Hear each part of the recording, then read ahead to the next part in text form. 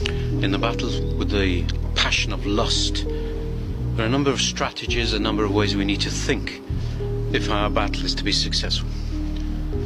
We need to reflect on ourselves and what it is we're really feeling, what we're allowing to grow within us, and what it is we're doing. Many times people will excuse their lust, their passion, by blaming the women that they see in the street. Oh, they wear clothes that are so different to the past. They dress inappropriately. It's the summertime. Look how they're dressing. Do we not hear in this excuse the voice of Adam when he said, "The woman that you gave me, she led me to sin"? We must take responsibility for our lust, for our passion, for the things that we do. We cannot go blaming others. When we confess, we're told never to confess the sins of others. It is always our own sins that we confess. So what kind of confession is this when we say, but it's their fault? Look how they dress. And we must ask ourselves, if my mother, my sister, my daughter were to dress in this way, would it evoke these kinds of passions within me? Hopefully, most people would respond, of course not. Why then? Because already we feel differently towards these women than the women that we are allowing lust and the passion to overcome us towards. Why? Because we love these people. We love these people truly. Our sisters, our mothers, our daughters. We already carry in our hearts love for them.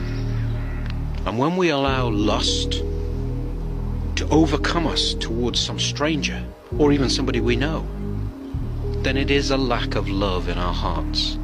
We must recognize it is a complete lack of love to turn somebody into the object of our lust. And we must repent of this, recognize that our hearts are unloving. We need to change how we feel towards everyone, how it is that our hearts are experiencing other people. Is it love that we are allowing to grow within us? Is it the love of Christ?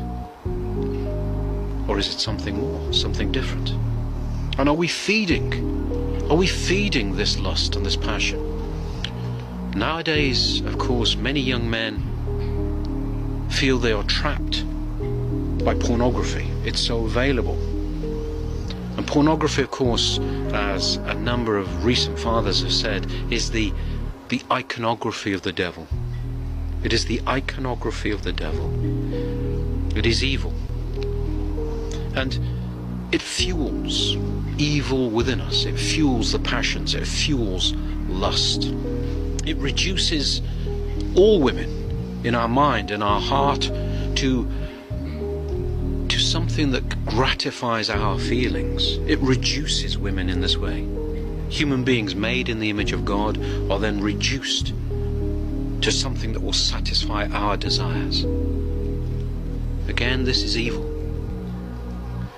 St. Isaac the Syrian says to us, whoever does not voluntarily withdraw himself from the sources of temptation will involuntarily become the slave of sin, will be captured and taken away by sin, he says.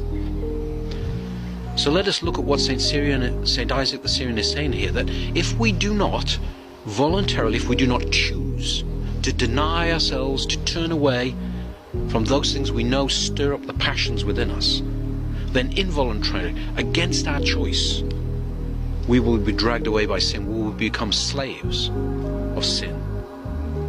We will be captured. We will become servants of evil.